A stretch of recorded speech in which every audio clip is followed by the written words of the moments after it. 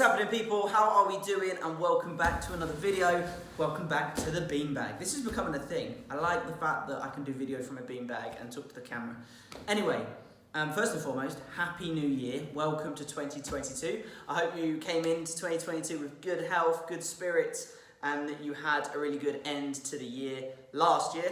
But that's not what today's video is about. Today, I want to do a video talking a little bit about managing work expectations, and having that work-life balance as a teacher, because let's be honest, often that doesn't happen and we end up working really hard and then having a collapsed weekend if we're not already working on the weekend. So that is the purpose of this video. I figured coming into 2022, there are a lot of things that I want to achieve, but having a really good balance between working really hard and having fun and exploring and doing the things that I want to do is really important. So that's the purpose of this video. If you are new to the channel or you're not new to the channel and you just haven't subscribed, please subscribe. If you enjoy this video or find it at all useful, please hit the like button, comment down below, follow me on Instagram, all that kind of stuff. And let's get into it. The first piece of advice that I would give, and this isn't advice that I've just pulled out of thin air, but this is advice that I was given when I was studying to become a teacher. And funnily enough, when I was doing my PGC back at home 3 years ago now, the things that I feel have had the biggest impacts on me as a teacher haven't necessarily been the math strategies or looking at different ways of teaching English or whatever it might be, but with the little nuggets of advice that teachers and lecturers gave me throughout that year, and again into the first couple of years of teaching, that I have used to manage my time most effectively. And one of the pieces of advice, or the nugget of information that I was given, was as a teacher, there is always more that you can do. Okay, now I know that might instantly, you might go, whoa, what? That's not going to help me with my work-life balance, but it is. There's always more that you can do, but that doesn't mean you should do it, all right? I personally write lists. That's the way that I manage my working day. I'll come in the morning, I'll sit down at my desk, I'll write a list of things that I want to achieve in that day, on top of the standard jobs that a teacher will have. But you can always add to that list, and I don't want to be the person whose list just keeps on getting longer and longer and longer, and I never feel like I'm achieving anything. And that's the point of this first point, is you will always have more things that you can add to the list. The purpose of being a teacher is that whatever you do, the child is at the center. Or at least that's my view. I believe in a very child-centered approach, and let's be honest, as teachers, we often end up finding ourselves at 6, 7 p.m. in the evening, cutting out bits of paper that are just going to make the classroom look pretty and aren't actually going to have an impact on the children's education. So you can always do more, doesn't mean you should. Now, while we're on the topic of doing more, I mentioned the idea of having a list. Now, I find this really useful, okay? Have a diary, maintain a diary, and create to-do lists. Now, again, have a to-do list and make sure that when you're creating this to-do list, or at least when you're going through it, that you are prioritizing. There are always going to be things that come up last minute that are jump to the top of the pile. That could be meeting a parent last minute because something has happened, or whatever the case may be. But have a to-do list and make sure that the things that are important and that need to be done in a timely fashion are closer to the top, or at least the things that you complete first. Because the last thing you want to do is get to the end of the week, the end of the day, whatever it might be, or you might have something really important to do and all of a sudden you're like, oh, and I forgot to do that. And then you find yourself doing extra overtime, working, staying late, taking up a day of your weekend, taking up time that you should be relaxing or doing other things because you've just not been very effective at your time management. So, to-do list, prioritize what you need to achieve, and you'll find that you end up having a little bit more free time than you first thought. The next thing is your working hours, or should I say, to be more accurate, the hours in which you're in school.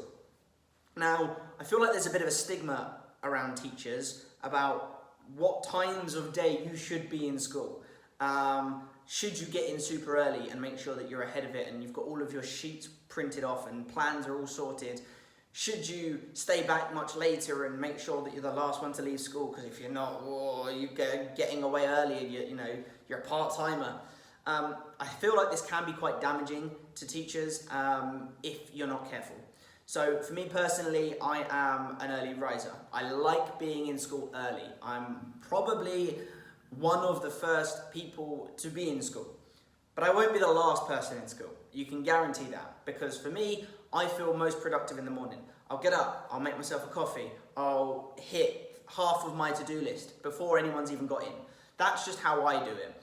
But then by the time it gets to 4 o'clock, I've done my dues, I've done some marking, I'm heading home and I'm switching off. Okay, that's how I do it. That's not necessarily how everyone's going to do it. And I am very aware that there are potentially people watching this video, and there are definitely teachers I know that have children and they can't do that because they've got kids to look after. They might not have childcare and so on. But if that's not you, or if you have managed it in such a way that you can get into school earlier or later, as long as the time that you're in school is obviously following what your school need. Okay, so the school I'm at, you need to be in school by a certain time, and the expectation is you stay for a certain period of time. So obviously that goes without saying, but the stigma goes further than that. So don't stay in school because you feel like you have to. If you look at your to-do list and go, I've achieved everything that I wanted to today, like I'm just staying because I don't want her to judge me, or I don't want him to think bad of me, or what if so-and-so looks down on me? As long as you've achieved what you've intended to achieve, and that is centered around the child and making sure that your pupils are being supported effectively and the work that you're putting in is child-centered, then you've done your job. Go home, or don't go in as early in the morning, or whatever the situation may be. Okay, so let's try and break down that stigma. Now the next thing is all about communication and effective communication. Now I've experienced this in pretty much every working environment I've been in, but especially in teaching. Maintaining or trying to maintain as effective communication as possible is really important because, I've been to blame many times for this as well. If you're not communicating effectively enough, or if someone hasn't effectively communicated with you properly, you can quite easily find yourself doing twice the amount of work, or two people are working on the same thing when only one person should be working on it, or someone has said something and actually have changed their mind but haven't communicated that, or plans haven't been written correctly, or whatever the situation may be.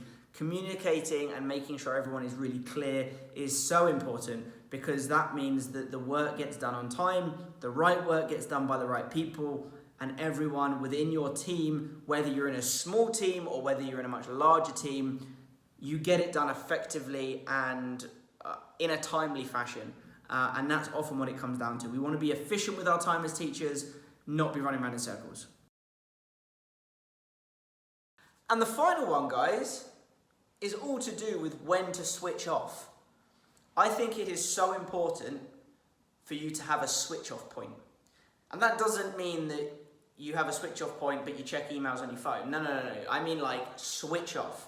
Okay, now I am very aware that there are certain people within a school that don't have that luxury because of the position they're in. Okay, all right, but for most teachers or most people that work in a school, we have the ability to switch off.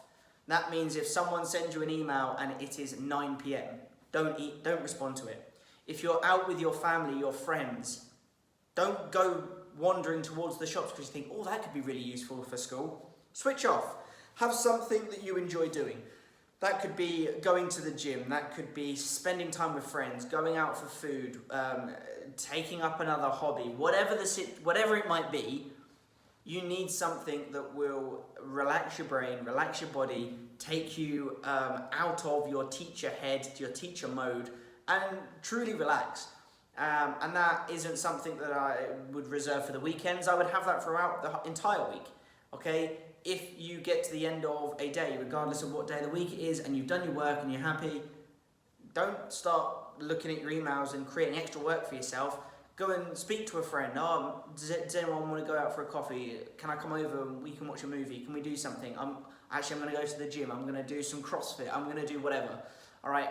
Have something that helps you switch off and that you genuinely enjoy doing. And I think that is so important, because oftentimes that is neglected, and then you feel like you get into a point where you're just burnt out and you spend the entire weekend like sleeping, or you're so eager to get to the half term because you've not seen that friend for months, and that's not how it should be. So take some time, love yourself, spend some time with people that are close to you, that are good for you. And I know that not everybody is into like going to the gym or doing fitness, but I have personally found that, especially during lockdown, and I don't feel like I'm the only one. In fact, I know I'm not the only one that felt like this.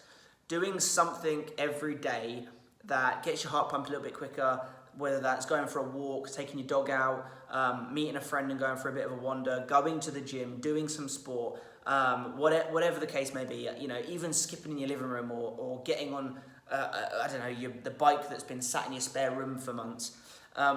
It does help. It fills you with good positivity. Listen to some good music, put on a feel-good podcast, meditate, do a bit of yoga, stretch out a little bit.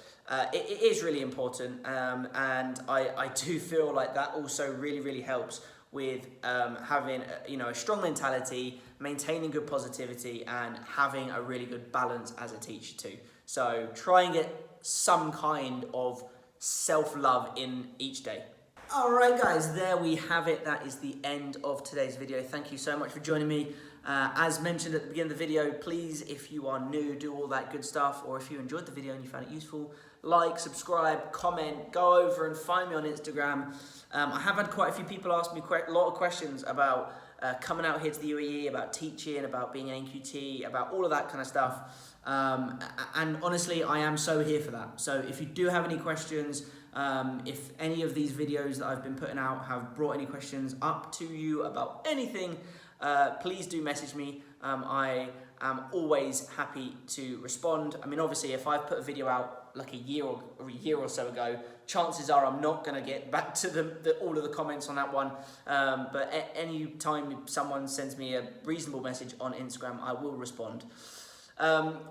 Before I finish, I am planning to put more consistency into this YouTube. I know over the last few months I've been quite lacking in that area, and I do apologise. My intention is to put more out, and I'm hoping to upgrade a few things, so hold tight.